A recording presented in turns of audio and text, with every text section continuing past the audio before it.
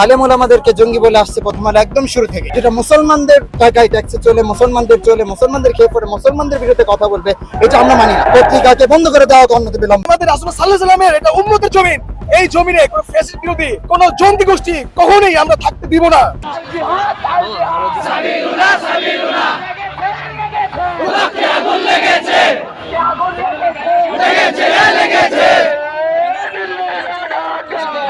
বাংলার মানুষ ধর্ম বর্ণ বলে সবকিছু বলে তারা রাস্তায় নেমে আসবে, তারা জীবন দিবে, প্রয়োজনে তারা শহীদ হবে, এমনকি তাদের এই আগ্রাসনকে আমরা রুখে দেব ইনশাআল্লাহ।